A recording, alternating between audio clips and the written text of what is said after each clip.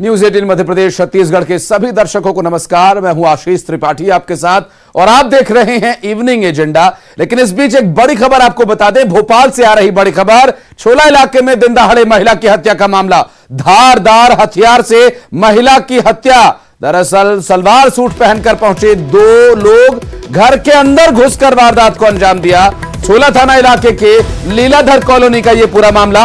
आरोपी पुलिस की गिरफ्त से अभी दूर हैं। बेहद गंभीर यह मामला। महिला की हत्या के मामले में अभी तक पुलिस के हाथ कोई सुराग नहीं लगा है और सलवार सूट पहनकर आए दो आरोपी घर में घुसकर महिला की हत्या करके फरार हो जाते हैं। और यह एक बेहद गंभीर मामला महिला की सुरक्षा का, और यहां जिस तरह से इस वारदात को अंजाम दिया गया, जाहिर है ये मामला काफी संदिग्ध लग रहा है। बहरहाल इस पूरे मामले को लेकर पुलिस इन्वेस्टिगेशन में क्या कुछ तथ्य सामने आएंगे ये तो देखने का विषय होगा ही। साथ ही क्या कुछ हुआ इस पूरी वारदात के दौरान और कैसे इसका खुलासा हुआ, क्या कुछ इसके पीछे कारण हो सकता है, ये जानने का प्रयास हमारा रहेगा। अब तक जानकारी पहुंचाएंगे। फिलहाल आपको बता दें कि घर के अंदर घुसकर दो लोग आए, सूट सलवार पहनकर घर के अंदर घुसे, महिला की हत्या की और वहां से भाग निकले। और यहां पर महिला की हत्या के लिए जो इस्तेमाल किया गया हथियार था वो कोई धारदार हथियार बताया जा रहा है, जो कि महिला पर चलाया गया, उसकी हत्या की गई। सलवार सूट पहनकर दो लोग आए थे और इस पूरे मामले में बात करेंगे। डिटेल्स के लिए शैलेंद्र भदौरिया हमारे सहयोगी इस वक्त हमारे साथ जुड़ रहे हैं। शैलेंद्र, कौन लोग थे, किसी ने देखा उन्हें, पुलिस क्या कह रही है, कैसे ये हत्या की वारदात को अंजाम दिया गया, क्या डिटेल्स है अपने पास? देखिए, ये जो दिन दहाड़े पूरा घटनाक्रम पेश आया, छोला थाना इलाके के लीलाधर कॉलोनी की ये घटना है। और जो मकान में जो नीचे किराएदार रहते थे उन लोगों ने इन दोनों लोगों को आते हुए देखा था और बाद में जब वो ऊपर वाले अपने फर्स्ट फ्लोर पर जाकर उन्होंने गेट अंदर से बंद कर लिया और उसके बाद उन्होंने महिला के शरीर पर चाकुओं से वार किए। लगभग 20 से 25 बार जो है उसके शरीर को गोदा गया। और उसके बाद जब ये लोग घर से बाहर निकल रहे थे तो जो नीचे किराएदार रहते उन्होंने उनको पकड़ने की कोशिश भी की, लेकिन वो भागने में कामयाब रहे। उसके बाद इन दो जो नीचे के जो किराएदार थे उनके द्वारा ही पुलिस को सूचना दी गई थी। उसके बाद पुलिस मौके पर पहुंची है। चूंकि महिला है वो के बाद अब उसके परिवार वालों से पूछताछ की जा रही है कि क्या किसी से कोई रंजिश थी, और जो प्रत्यक्षदर्शियों ने हुलिया बताया उसके अनुसार अब पुलिस पता करने में जुटी हुई है। फिलहाल पुलिस ने मामला दो अज्ञात आरोपियों के खिलाफ दर्ज किया है और अभी आरोपियों की शनाख्त नहीं हो पाई है। मोटिव अभी तक पता नहीं चल पाया इसमें। और कोई सूट सलवार पहन के घर में आया, महिला के अलावा उस वक्त क्या और कोई नहीं था? चूंकि जो जगह आप तस्वीरें जो आपने भेजी उसमें देखकर लग रहा है कि और भी बहुत सारे लोग वहां पर रह रहे हैं, किसी ने भी नहीं देखा उन्हें? देखिए, जो किराएदार थे उन्होंने दो लोगों को सलवार सूट पहनकर आकर महिला के कमरे में जाते हुए देखा था। उनको लगा कि कोई शायद मिलने आया होगा, लेकिन कुछ देर बाद दरवाजा बंद हो जाता है और दरवाजा जब खुलता है तो वो तेजी से भागते हैं। तो ऐसे में जो लोग वहां पर मौजूद थे उन्होंने दोनों आरोपियों को पकड़ने की कोशिश भी की थी। बताया जा रहा है कि जो आरोपी हैं वो अपना वेश बदल कर आए थे, यानी वो पुरुष हैं लेकिन महिला के वेश में आए थे ताकि किसी तरह का कोई शक ना हो। बताया जा रहा है कि महिला जिस समय इस वारदात को अंजाम दिया गया, महिला अपने कमरे में अकेली थी और अब उसके पति से और उसके जो अन्य परिजन है उनसे भी पूछताछ की जा रही है कि क्या किसी से कोई रंजिश थी जिसकी वजह से हत्या की वारदात को अंजाम दिया गया है। ये स्पष्ट है कि वो लोग महिला का भेष बना के आने की कोशिश कर रहे थे, लेकिन थे पुरुष। ये बात वहां पर लोगों को पता चली है। शैलेंद्र, आप नजर बनाए रखें और पुलिस इस पूरे मामले में क्या कुछ आगे डिटेल देती है इस पर भी आपसे संपर्क करेंगे जानकारी के लिए। चलिए बढ़ते हैं आगे और रुक करेंगे अगली खबर का। रतलाम से बड़ी खबर। दरअसल ट्रैक्टर ट्रॉली पलट जाने का मामला सामने आया और इस हादसे में पति पत्नी सहित एक बेटी की मौत हो गई। आलोट के बरखेड़ा कला थाना क्षेत्र का यह पूरा मामला है और ट्रैक्टर ट्रॉली पलट जाने की वजह से यह हादसा हुआ। दरअसल पति पत्नी और बेटी की मौत हो गई ट्रैक्टर ट्रॉली पलट जाने की वजह से। इस हादसे में आलोट के बरखेड़ा थाना क्षेत्र का यह पूरा हादसा।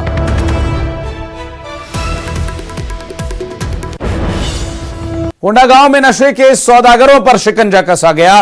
नशे का अवैध कारोबार कर रहे इन आरोपियों को धर दबोचा गया। दरअसल बड़ी कार्रवाई करते हुए 18 लाख रुपए के गांजे के साथ 3 की गिरफ्तारी हुई है। ओडिशा से गांजा लेकर ये एमपी जा रहे थे आरोपी और केशकाल पुलिस ने चेकिंग के दौरान इन्हें पकड़ा। कार से पैकेट में बंद 23 किलो गांजा जब्त किया। पुलिस ने तीनों आरोपियों को जेल भेज दिया है।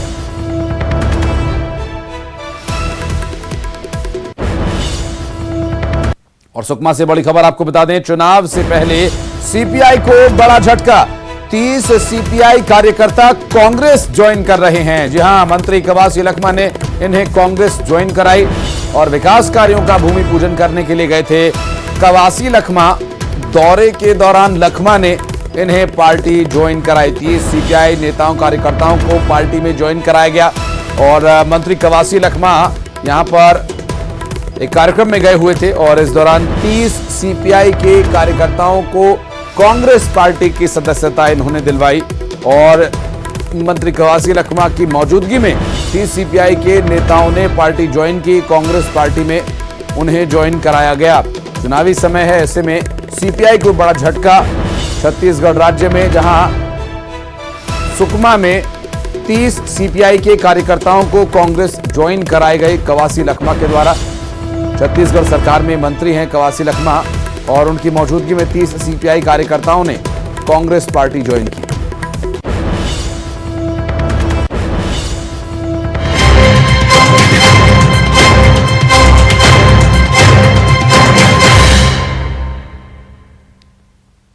भोपाल में डॉक्टर सरस्वती सुसाइड कांड को लेकर प्रदेश भर के सभी सरकारी अस्पतालों के जूनियर डॉक्टर्स शनिवार से हड़ताल पर हैं।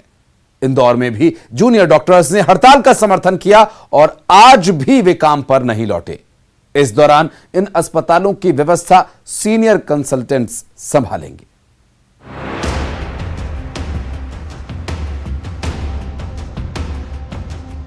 डॉक्टर बाला सरस्वती के सुसाइड के बाद से भोपाल के गांधी मेडिकल कॉलेज में जूनियर डॉक्टर हड़ताल पर हैं। जूडा की इस हड़ताल को पूरे सूबे में समर्थन मिल रहा है। हड़ताल की वजह से मरीजों को काफी परेशानी हो रही है। इंदौर और जबलपुर मेडिकल कॉलेज में भी हड़ताल का खासा असर पड़ रहा है। वार्डों में मरीजों को देखने के लिए डॉक्टर नहीं पहुंच रहे हैं। हड़ताल के दौरान भोपाल में जूनियर डॉक्टर ने प्रदर्शन किया, जिसमें डॉक्टर सरस्वती के परिजन भी शामिल हुए। हड़ताल के दौरान junior doctor OPD, operation theatre, emergency सहित किसी भी डिपार्टमेंट में सेवाएं नहीं देंगे। हालांकि इस दौरान सभी सेवाएं चालू रहेंगी और सीनियर कंसल्टेंट मरीजों को देखेंगे। कुछ भी नहीं, उसको ओनली सस्पेंड किया मैडम को, अरुणा कुमारी HOD को। उसको दूसरा दूर से ट्रांसफर करना है, इस भोपाल में नहीं रखना है। वो कुछ भी उसमें कुछ भी ह्यूमैनिटी नहीं।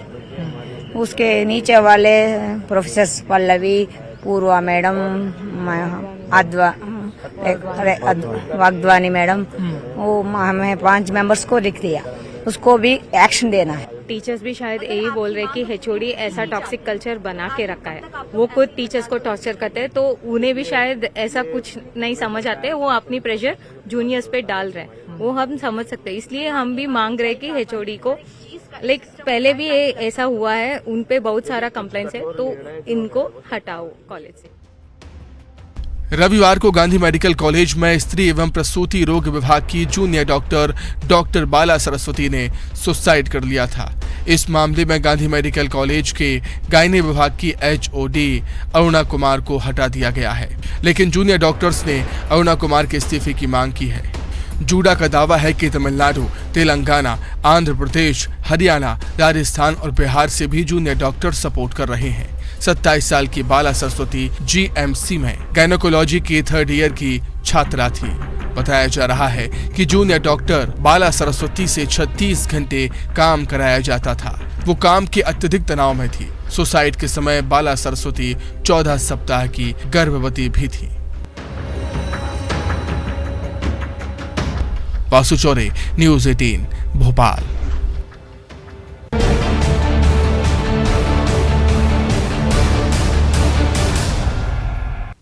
मध्य प्रदेश में भारी बारिश का दौर जारी है। कई जिलों में रेड अलर्ट और ऑरेंज अलर्ट जारी किया गया है। भारी बारिश ने लोगों का जनजीवन पूरी तरह से प्रभावित कर दिया हुआ है।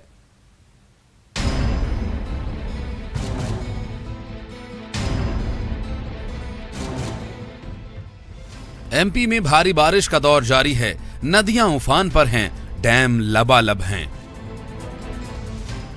नरसिंहपुर में बरगी बांध के 19 गेट खुलने के बाद गोटेगांव जबलपुर से सड़क मार्ग का संपर्क टूट गया है। बरमान घाट जलमग्न है। नर्मदापुरम में नर्मदा जी उफान पर हैं। दमोह में भारी बारिश के बाद बाढ़ के से हालात हैं। बारिश से बजरंग बली का मंदिर बह गया, लेकिन प्रतिमा जस की तस रही। इधर अशोकनगर में चंदेरी राजघाट के महारानी लक्ष्मीबाई बांध के गेट खोलने से यूपी और एमपी को जोड़ने वाले पुल पर पानी आ गया। वहीं निवाड़ी में माता टीला डैम से पानी छोड़े जाने से बेतवा उफान पर है। पन्ना समेत कई जिलों में भारी बारिश से हाल बेहाल है। मौसम विभाग ने भारी बारिश के मद्देनजर राज्य के कुछ जगहों पर येलो अलर्ट और कुछ जगहों पर ऑरेंज अलर्ट जारी किया है। मध्य प्रदेश में लगातार मूसलाधार बारिश का दौर जारी है। लगातार जारी बारिश के चलते मध्य प्रदेश की तमाम नदियां, तालाब, बांध अब कहीं ना कहीं लबालब भर चुके हैं और उफान पर भी हैं। कई बांधों के डैम खोले गए हैं, जिसके चलते नदियों में भारी मात्रा में जो पानी है वो आ गया है और नदियों के जो तटीय इलाके हैं और जो निचली बस्ती के इलाके हैं वहां पर बाढ़ जैसे हालात भी बन गए हैं। प्रदेश में कई जगहों पर गांव शहरों का संपर्क टूटने की भी खबर है। नरसिंहपुर में बरगी बांध के 19 गेट खुलने के बाद मां नर्मदा का रौद्र रूप देखने को मिल रहा है। कई घाट डूब गए हैं। जिले का गोटेगांव जबलपुर से सड़क मार्ग का संपर्क टूटा। भगवान ब्रह्मा की तपोस्थली बरमान के रेत और सीढ़ी घाट भी जलमग्न हैं। नर्मदापुरम में लगातार बारिश और बरगी डैम से छोड़े जा रहे पानी के चलते नर्मदा जी का जल स्तर बढ़ गया है। बीते 24 घंटों में जल स्तर में करीब 15 फीट पानी बढ़ गया है। जिले में बाढ़ के से हालात देखते हुए प्रशासन ने अलर्ट जारी किया। लोगों को घाट सहित जलभराव वाले जगहों पर न जाने की सलाह दी।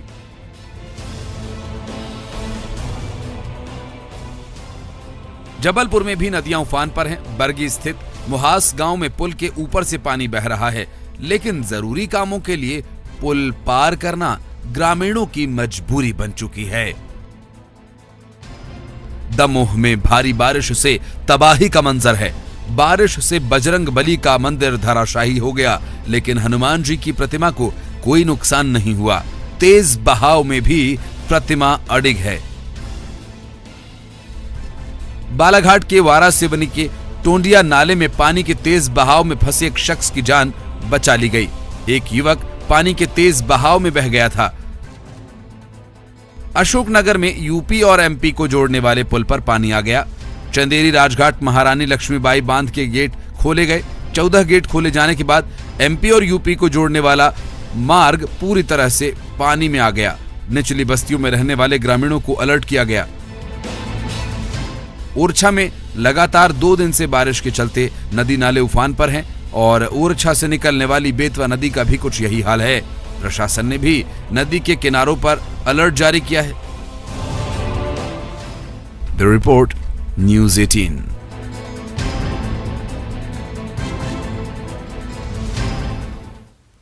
बरगी बांध के 19 गेट खुलने के बाद नरसिंहपुर जिले में पहुंची अथाह जलराशि से नर्मदा का जल स्तर खासा बढ़ गया है। नर्मदा के सभी घाटों पर पानी के बैग और रफ्तार को देखने के लिए बड़ी संख्या में लोग पहुंच गए हैं।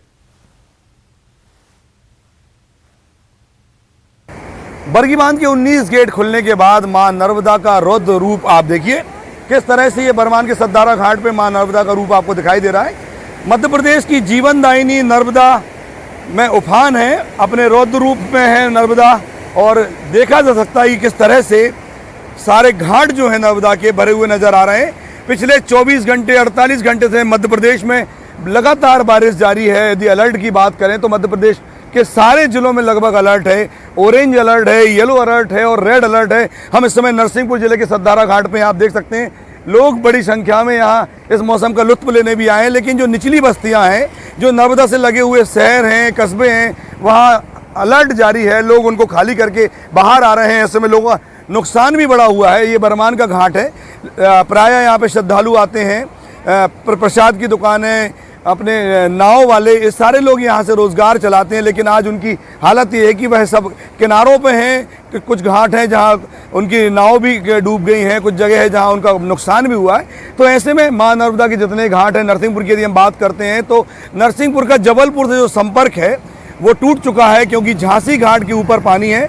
तो वहीं रायसेन से जो नरसिंहपुर का संपर्क है वो भी टूट गया है, क्योंकि झिकोली घाट जो साईंखेड़ा के आगे है वहाँ नर्मदा ब्रिज के ऊपर है। तो ऐसे ही तेंदुखेड़ा से गाडरवारा का जो संपर्क है वो भी टूट गया है, क्योंकि ककरा घाट पे भी मां नर्मदा ऊपर है। तो 3 बड़े ब्रिज पर मां नर्मदा का जल प्रवाहित हो रहा है, जिसके चलते 3 जगह से संपर्क टूटा हुआ है आपस में। तो कहीं ना कहीं इस बात को लेके जो 19 गेट खोले हैं, लोगों में उत्साह भी है, खुशी भी है। तो कहीं जो निचली बस्तियां हैं वहाँ गम भी है कि लोग अपने कामों को नहीं कर पा रहे हैं, जनजीवन खासा प्रभावित हो रहा है। तो ऐसे हालात में आने वाले समय में जो और भी मौसम का अलर्ट जारी है, हालात और बेकाबू हो सकते हैं। ऐसे में ज़रूरत है कि कहीं ना कहीं आप स्वयं अपने सुरक्षा करें और खुद आत्मसंयम का परिचय दें, क्योंकि प्रशासनिक व्यवस्थाएं जो हैं वो नाकामयाब साफ समझ में आ रही हैं। नरसिंहपुर के सद्दारा घाट से मैं आशीष जैन, न्यूज़ 18। और खरगोन से इस वक्त की बड़ी खबर आपको बता दें, अवैध हथियारों के खिलाफ पुलिस की बड़ी कार्रवाई। हरियाणा के 3 अवैध हथियारों के तस्करों को गिरफ्तार किया। आरोपी गिरफ्तार किए गए 6 अवैध पिस्टल के साथ और एक कार भी जब्त की गई। हरियाणा के भिवानी से यह हथियार खरीदने के लिए आए हुए थे। भिकनगांव थाना पुलिस ने बमनाला में कार्रवाई की। हमारे सहयोगी आशुतोष इस वक्त हमारे साथ फोन लाइन पर मौजूद है। आशुतोष, क्या डिटेल मिल पा रही है?